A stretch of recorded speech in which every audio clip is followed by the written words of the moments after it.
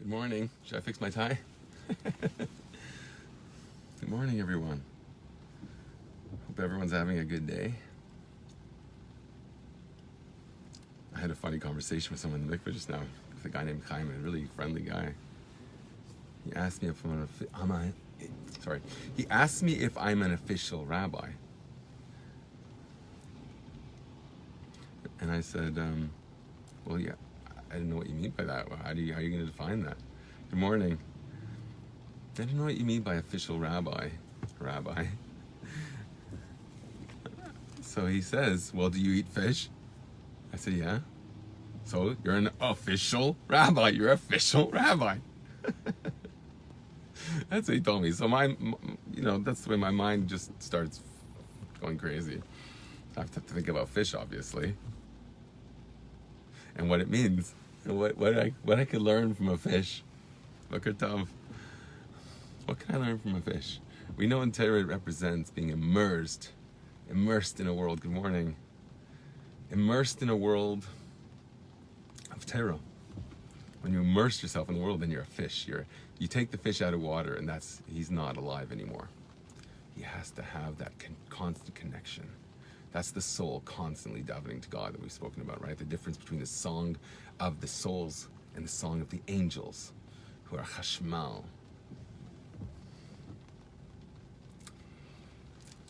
Lightning bolt, on and off, flashing. The soul is constant. The soul is constant. So like a fish, you're constantly aware of the source of your vitality.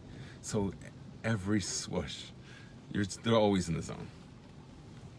I was thinking, I like to think about what's the opposite of being in the zone, because people are in the zone in certain respects, and they're totally aloof from other things. They're removed from other considerations and thoughts. So when someone's talking to me in the mikvah, I'm not having all my crazy thoughts, right? I'm trying to be there in the conversation. It's like multitasking is like a very determined focus of attention, and then flipping it around. Well, it's not determined. I didn't say that right. It's just like flipping it around. But if you're really into something, you forget about everything else. So if it's important to you to, I don't know what, how kavana when you tie up your shoelaces, are you like that? Then you're not thinking about other things, and you can't talk to somebody else. You decide. So we're going to look in today's Hayom Yom. It's a fascinating Hayom Yom. I want to examine that. I don't even want to say too much about it just yet, because I'm building up to it from a different perspective here. Because I get to thinking about, I start thinking about the Alter Rebbe. I don't know why, how exactly. It might have been related to some things I've been learning, okay? I remember now. Because Chaim kept talking to me in the mikvah, and I'm like spacing out into my zone. Good morning. He kept talking to me in the mikvah. And he's asking me, like, did you hear about this person? They found this missing person? I'm like, oh, I didn't even know about that. And he says, well, what world are you in? Olam Asiya, Olam Yetzira? Which world are you in? And I started to think about, which world is the Alter Rebbe in? He couldn't even write the word Atzilus. He had to write Atzi. He could only say half a word. What does that mean, half a word? So I answered him. There's great people that can't even say the entire word. And here I am, where I am now. I can't say any of the word. They can't write half the word. I can't say any of the word. Forget about writing it. Why? Because I was in the mikvah. I was taking a shower. So I was starting to think about that and like, what does it mean he can only write Atzila and not Atzilus? Can you only write half of a word? Why? Your pen ever gets? You run out of ink in the middle of the. You run out of ink right there, right? Atzi, stop. Ink's gone. New pen. Okay, new word. Why could the Alter Rebbe not write the word Atzilus? I think it might be related to the reason why I couldn't even say the word Atzilus at all. None of it. Not even Atzi. I couldn't say in the mikvah. I didn't feel it was appropriate. So maybe there's something there. Okay, we'll figure something out.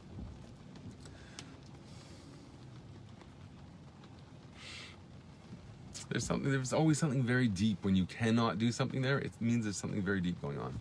You can't say words of Torah in mikvah or in different places. It means there's something very powerful there that has to be respected. It's a boundary, and there's a reason for the boundary. I think it's often to get you to be on the other side of that boundary for a while, to b'chol drecheha de'ehu. I hope I said that right. In all your ways, you should know God. So what I like to say, when in the mikvah, yeah, I'm knowing God here too. Nothing wrong with that. The whole story with David HaMelech. Only in the mikvah did he really appreciate his total connection to God. He saw he has no mitzvahs on. He couldn't wear tefillin, and holy people would wear tefillin all day long. Probably David HaMelech wore. I mean, even to war they would wear tefillin. Okay, I've spoken about that at length. Good morning. So David HaMelech is in the mikvah and he's naked of mitzvahs. He looks down and says his very flesh is carved with devotion to God. That level too. Everywhere. And specifically there, that's what brings out the most essential connection. That's why specifically an 8-day-old child gets a bris milah. Because he's not part of the conversation. Yitzchak was part of the conversation. That's what makes him special. He was 13 when you have choice. You're aware. So what does it mean to only be able to say Atzi? What do you get lost in Alter Rebbe? It says that he fell into Dveikus. He couldn't finish the word. I'm not saying that I'm comparing myself to the Alter Rebbe, but it's maybe similar to why I can't say certain words about like certain historical periods, because that makes me just break down. So maybe that's analogous to the Alter Rebbe when he couldn't write Atzilus because he knows what Atzilus is. So if you write it, you cannot continue writing. You can't move. You know, the Alter Rebbe had the padding around where he davened. That's how impassioned he was and expressed physically, which is no longer our custom, by the way. I spoke about that a lot. So interestingly, you see in Torah this concept of a half a word.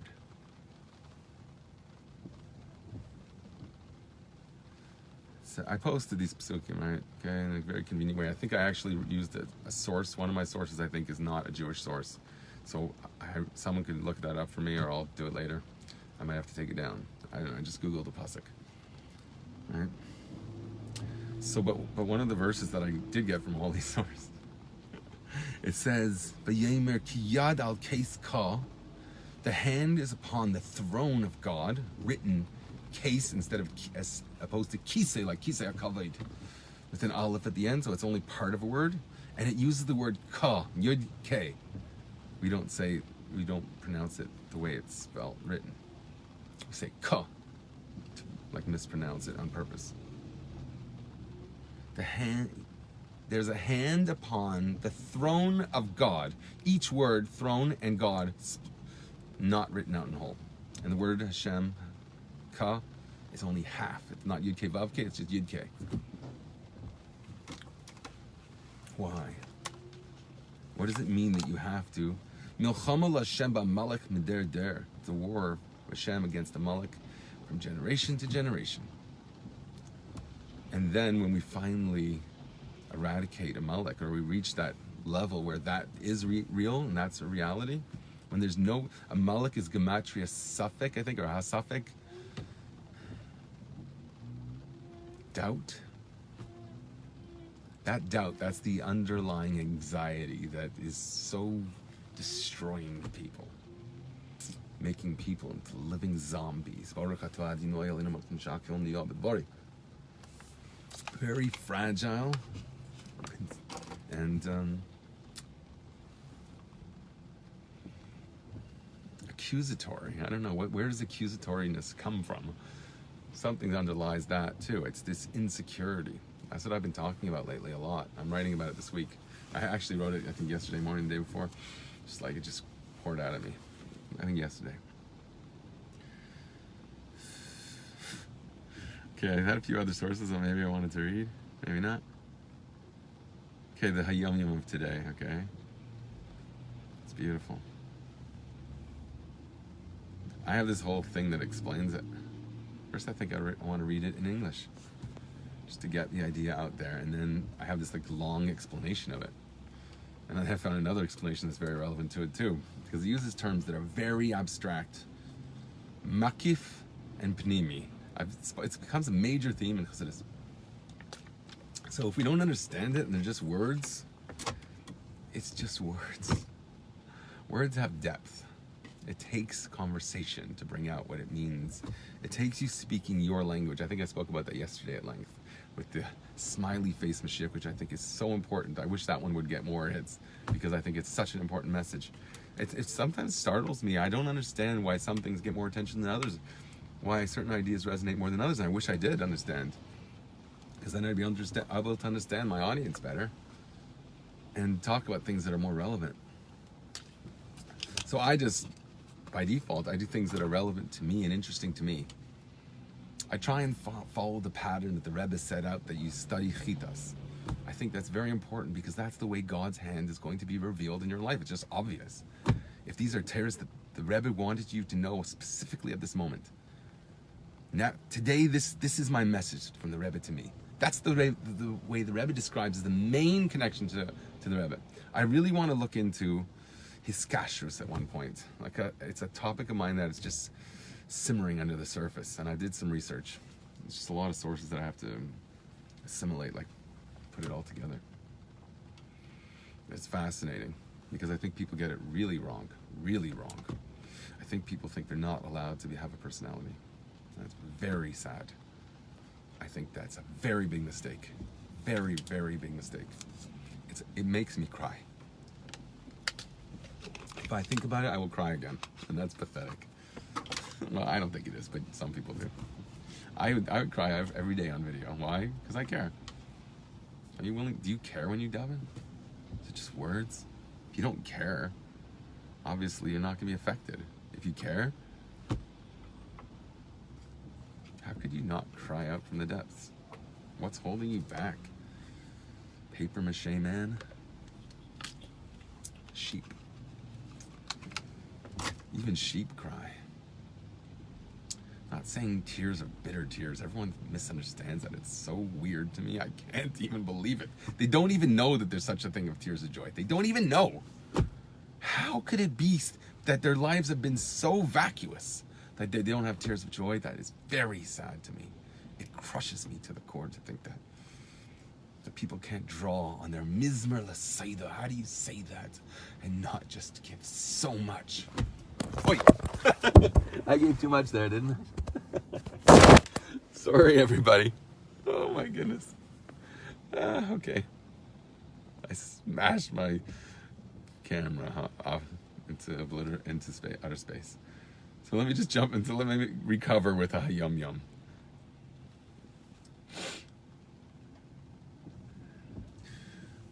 My Rosh Yeshiva, Vichman, would always say, before you speak, you should say a pasuk.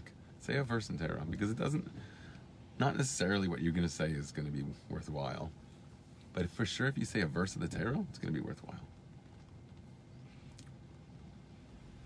So that's always a good recovery, to say Torah. So you would start with words of Torah. You say a verse. Here's not a verse, but I'm sure there are quotes on the verse, right? Maybe. The Tzemach Tzedek notes in one of his Maimarim on Tuesday of Parshas Balak, okay, this week's Parsha.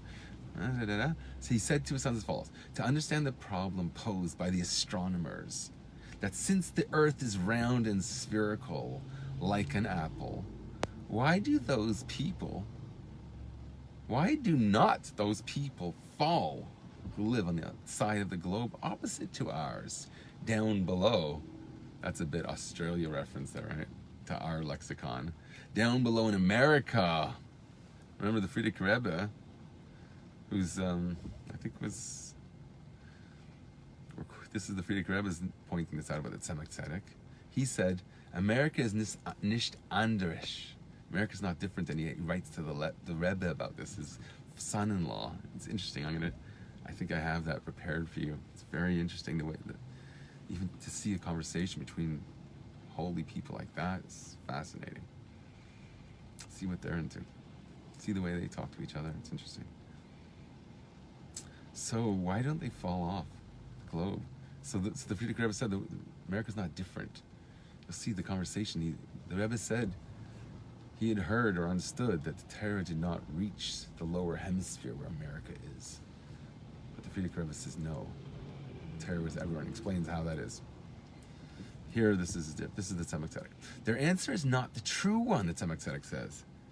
The astronomers say, as we'll learn, they basically understand it in the eyes of Rambam's Laws of the Foundations of the Torah, which explains their cosmology and how the earth is the center of the universe and what that means, and how that is the source of not falling off the earth, because people are drawn to earthiness, to the earth, to the center, to the core. Remember, we learned about the Paraduma. Parshas Para speaks about the red heifer that you have to make into ash. Why ash? Because when you burn away all the other elements, the earth, the air, the water, and the fire, when those are separated, because fire separates, it's gvura. When you separate out those three other lighter elements, earth, the heaviest element, what's at the core, what draws everybody to it, feet first. The feet become the emphasis, not the head, when you're drawn to the earthiness of the world. So if the earth is at the core, that's strong. So, I was saying about Paraduma. That's what you're left with. That's all you could see. That's the ashes that purify, to use it for holy purpose, to understand why you're driven towards earthiness. But that Tzemach Tzedek says that's not the true reason. It's not because they're drawn to earthiness. Remember, this is the whole thing with Freud later in the Rebbe Rashab. They were talking about what's the core of man. Freud says it's desire. What does he call it? The pleasure principle. I learned this in philosophy. The pleasure principle. Later, his final work, and they thought he went crazy at this point, he thought there was something called the death principle, because he saw that there's a masochistic phenomenon, self-sacrifice, also underlying humanity. Perhaps that suggested of what the Rebbe Rashab was arguing against him, probably in an earlier period, saying that really at the core of man, because the Rebbe Rashab met him, if I understand correctly, he sought his advice, and maybe for this reason. What's at the core of man? Are we earth, or can we elevate that earth and it becomes a power of purification? So the significance of earth being left is that there's a raw energy. It's not bad. It could actually be used to purify, and specifically that is used to purify. That's the earthiness that you think draws you, but there's a core underlying that draws you to the heavens. That's why the Tzemach Tzedek says that answer of the astronomers, he calls them, or this philosophy, or the psychology even, is not the correct answer. He says, our master of blessed memory, the Alter Rebbe, said that the answer lies in what it says in the Kabbalistic work called the Eitz Chaim, that the 9 spheres, which are the Rakim, okay, there's 9 Rakim, okay, they're like orbits, different levels of an orbit, like an onion that forms these different orbits.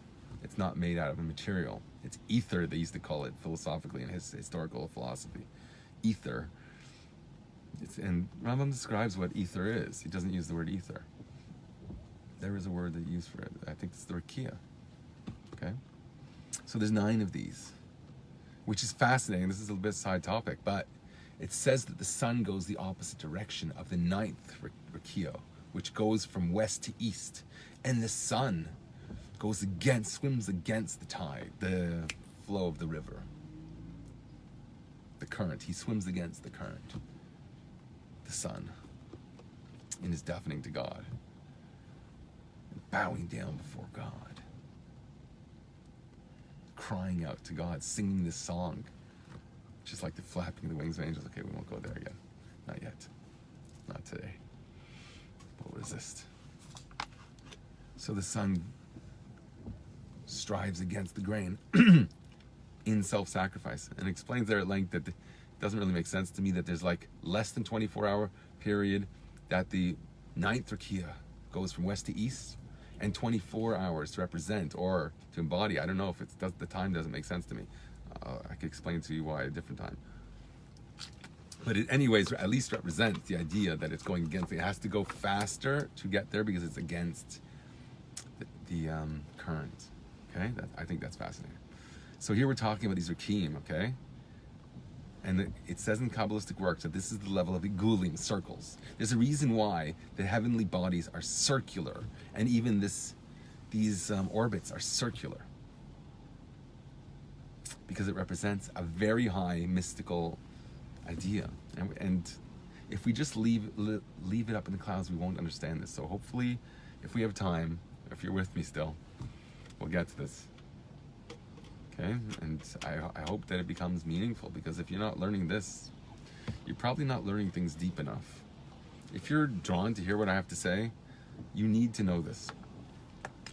And it's very hard because I don't really understand it. I could give lots of counter examples and find it's very difficult. But I'm going to read the words of the Rebbeim to you, if we have time and interest. And we'll understand it together. This is a mutual journey. It's a journey of ideas. And if you're not entering the conversation, at least you're listening. I don't know. It's good. But get involved with the ideas. Else I'll never know if you understand it, and we can never go forward further, deeper. Well, we will anyways. So what is a circle? In a circle, there is no above or below. There are two general, fantastic philosophical ideas that led me to Chassidus. Okay, I was learning postmodern philosophy, which is like supposed to be some kind of paradox. Postmodern. What do you mean? How do you go beyond the now? So it's the idea of this yin yang within the now. Okay, it's all there. But these are philosophical ideas in the secular world, pushed forward, of course, by Jewish philosophers. Jacques Derrida, for example, the French philosopher, Jewish French philosopher. He was, I think he was like, not, he was atheist. Okay, yeah, that's just a word. It doesn't mean anything. What does it say about the fox? There's lots of prayer in the foxhole or something. What's the word? What's the expression? In a foxhole, and there's bombs flying around you. How many people are atheists? There's no atheists in a foxhole. Is that it? The expression? It's a fascinating expression. So there's two general ideas. Okay, this is a fascinating idea. Okay, I'm sorry I have to use philosophical language because it's not kosher, right? It's stupidity. This is the language of English. If you want to know English, you have to understand that there's a philosophical body of work that gives us language for these ideas. And if you're in our culture, the English culture, you don't have these conversations, then you're doing yourself a disservice, and therefore you're not using philosophy as an axe to chop with, which is what you're supposed to use any of that knowledge for. And the very fact that you speak a language means you're in that world, whether you like it or not. You can't help it. People don't understand this, and it's a big shame. It keeps them in their little worlds.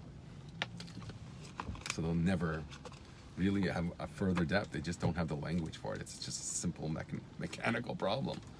To have the building blocks becomes the palace. It happens to a childlike mindset of saying, wow, there's wonder in the world. What I get wonder in the world is important to God, and that's the secret of where it all lies. Specifically there. That's what it means, language. I spoke about that at length, so I don't want to spend much time on that now. But that's like, I reference other talks, and you're meant to look it up if you're like new or you forget or something. You have to understand these ideas. Else you're just going to think that I'm some guy trying to get attention, which is such garbage. Because if you know me, I never did this. I would never do this. I just don't see any leaders in this world. And I want to speak to people, real people. People like distinguish between a real Farbrengen and a fake Farbrengen. Sensitive Bachrim talk like that. This has to be a real Farbrengen. So there's two general ideas. They are, and my professor Dr. Leach said this in a beautiful way, and I'm not going to say it right, so I'm sorry. But something like, in this world, you need poets and people who could build bridges. The world is not complete unless you have two types of mindsets at once establishing civilization. You need both. If you just have structure, you have the Tower of Babel and no depth. It's just a means to be crumbled and rebuilt by someone more worthy. So you need ideas, and you have to be practical. Okay, that's a very cliche idea, but he expressed it, I thought, in a very, that was poetic, I thought. It really resonated with me. Okay, just to give another image that's fascinating, when he would describe this yin-yang in his terms, because he wasn't coming from the Eastern philosophy perspective, but through a Western perspective of the same idea, which is fascinating. So he would draw on the board. He would write two things, two opposites, like, I don't know. If you ever read Herman Hesse novels, like Steppenwolf, great novel. Damien, excellent novel. Siddhartha, foundational novel. If you've ever read those, you just always see characters who embody exact opposites. Classic, romantic. Okay, that is, I studied art history, and that is like the breakdown of philosophical thought throughout history, is the play between romantic ratzai and classic shave. Running to God or running to your romantic ideals and coming back and being practical. That is the rhythm of the world. If you don't like that, do a different dance. I don't know what kind of dance that would look like, just staying still, probably. We are active people. I remember my friend Rabbi Chaim Miller, awesome genius. Okay, he was giving these 10-minute Torah talks, okay? And he would show he showed a graph that looked like the Dow Jones yearly average graph, right, Tracy? It went up and down. He said, sometimes you're on an up, and if you just look at that thing, you see up, and it goes down. If you just look at the down, it looks like, oh, it's horrible. But put it in perspective, you zoom out, and you see that there's a pattern, and that's the genuine development of a person. The real Aveda, the way it's really affecting his midas, who he is, his personality, who he is at the core when he is frustrated, when he is in a what's it called, a crisis, lo aleinu. It's horrible to be in a crisis, but who is you see people's values at those moments. Who do you throw under the bus, and who do you save? Those decisions have to be made you don't have time. You just are what you are. You do what you do. When I was in almost a car accident on my birthday, when I was like, I don't know, 20, a friend was driving, we were on the highway, we slammed into the barrier. I was screaming out to God. Oh, God. I wasn't just saying words. That's my core belief. It came out. We were fine. It was a miracle. Baruch Hashem. So he would draw he would put these two ideas and said the only way each one could coexist is by the destruction of the other. You have to affirm the other, because you can't have good without bad, and bad without light without darkness, and darkness without light. Light is meaningless. It could actually be darkness if it blinds you, right? Sagi nar, the blind are called those who have too much light. You have to have a balance. There has to be light distinguished from darkness. That's the hierarchy. This is what I'm going to get to in all these yum-yums. I have two beautiful yum explanations, like the whole explanation on it, that get to this. I don't know if we're going to go inside, because maybe I could just talk outside these ideas. It's a shame, though, because I don't know if you guys are going to trust me. Right? Everyone thinks that I'm mixing in, God forbid, secular philosophy. I'm not. I'm using the language of that to bring out things that are already true. And I explain why I have to use that language. Hi, Joel. Good morning. Good to see you. Jews have always been the best philosophers. True. Very true. Okay. There's some very interesting non-Jewish philosophers also, but they just fluke on it. It's the clock. Twice a day, right? If you get it right. Happens. Oh, there, I did it again. That's twice. I am totally unprofessional. Apologies. I always lose at least one person when something crazy happens like that. So you have a world where there is, okay, so he would say there's two opposites. Each one depends on each other. They have to coexist. And the only way they can coexist is for both to deny each other. So he'd cross them out. And then he'd be drawing this figure 8. And the only way that you could bring them both back to life is by recognizing that you have to take these obliterated things, and in other words, at their core. So in the Eastern philosophy, they just make a yin-yang symbol, and you understand that at the core of the one extreme is the seed, the essence, the seminal drop of the opposite, always. So that's what he's getting at by drawing this figure 8, which is a fantastic image. It's a symbol for infinity. So infinity is that's the nimno haimnois. That's how you can have opposites coexist with infinity, which is, in my understanding, is God, obviously, the infinite. That's the reality. So everything is affirmed and denied at the same time, always together. So you have to have the poet and the philosopher, the poet and the engineer, the philosopher and the engineer, however you want to break it down. Okay, so that's a circle. A circle is a recognition that everything is important. And that's what we talk about in Parashat Nitzavim before Rosh Hashanah. And before we daven, we always acknowledge the other. And I spoke about that at great length, okay? But Rosh Hashanah is very, very poignant, is that the word? It's pronounced, this idea that everyone has to come together and accept the king together. Very important part. Coronating the king is having unity. And so it's expressed in the Parashat itself, it says everyone, from the heads of the communities to the water carriers, the most simple people, everyone comes as one before God in Rosh Hashanah to accept him as king. It's always about unity. The Shekhinah depends on unity. Why? Because unity is beauty. If you have shleimus, you have all the parts of your body. That's beautiful. I mean, so you have people in the secular tradition, that Leonardo da Vinci, I believe it was, who tried to work out the exact perfect proportions between the limbs, which is fascinating because that's the idea, according to Kabbalah, that the shleimus of a person is represented in the correlation of the different parts of the body and the perfection, the integration of everything. So the image of man, the form of man, is like at the core of Kabbalah. That is everything of Kabbalah. And the shleimus of a person is represented there. So interestingly, Leonardo da Vinci depicts this man in a circle, of course, to represent that you need that shleimus. And he makes him even, his body is like extended to form that circle. I spoke about this, about the sun, about 3 months ago at length, about the core of the sun and how it's round and all this. Okay, these ideas resonate with that. Look that one up. Okay, so you have that's the circle, okay? And then you have something else. When God created a makom machalal, that was a circle essentially. That's the way we depict it because it's an idea. And then he draws a reyin, that's the tzitzis, that's the chut.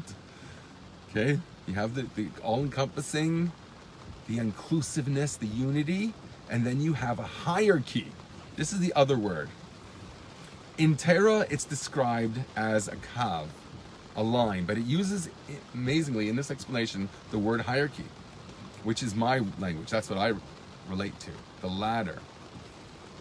It's synonymous with Seder Hashtalshlis, the progressive concealment of godliness throughout the worlds, from the spiritual world to the physical world. It's a process, and there's leaps at certain points, of course. But that's called Seder Hashtalshlis. You have to know that, or you can't listen to me. That's a hierarchy. In our language, when we say Seder Hashtalshlis, it simply means king and subject. King and slave, head and tail, all the opposites. And everything in between, the entire spectrum. Not as they are incorporated as one, integrated, the weave, the Alexandrian weave. The Achaisi Kala, the sister, the Achais, it means Ikui Alexandria, an Alexandrian weave. When you unite, there's only the unity between the sister and brother represents a very pure unity when you only care about the other. But that is the model for the bride, a Chaisi Kala. It's different madrigas. Okay, well, I think I spoke about that at a different time, and I have to look into it more to really understand that relationship because it's a little bit puzzling. I think you will admit. So what force draws us? Are we on this hierarchy where we're directed towards earthiness?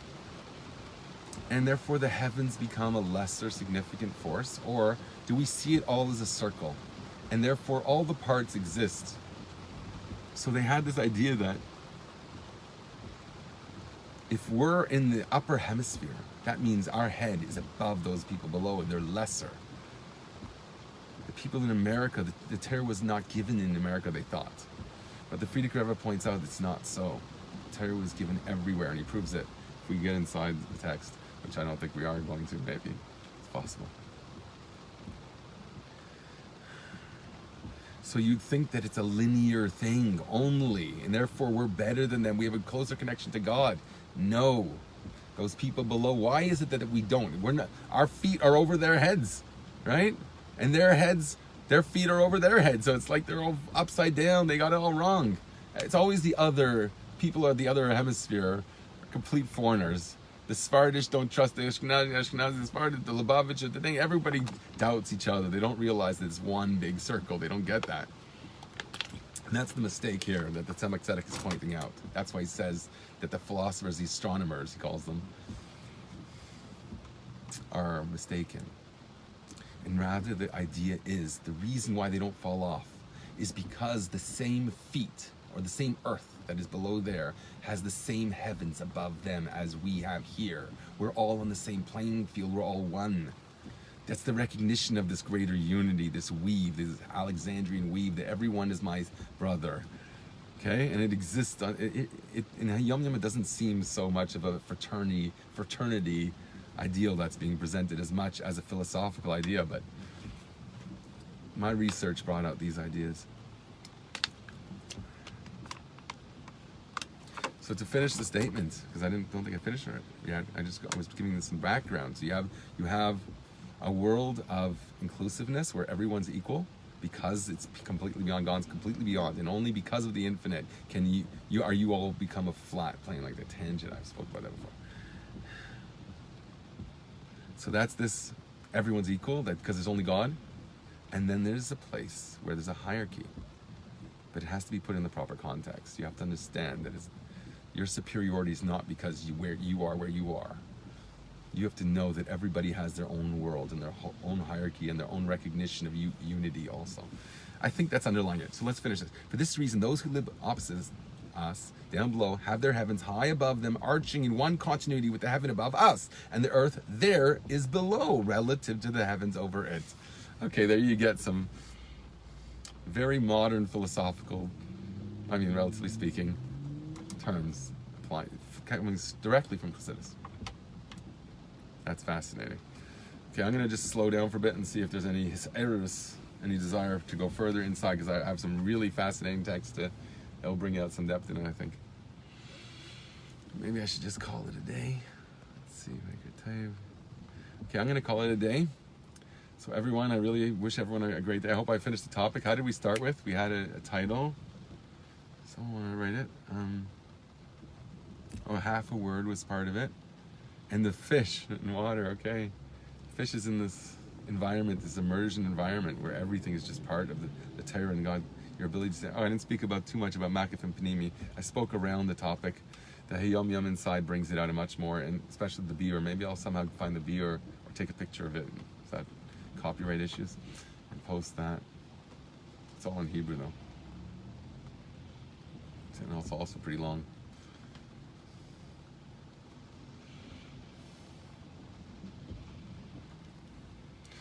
Okay, everyone. Have a great day.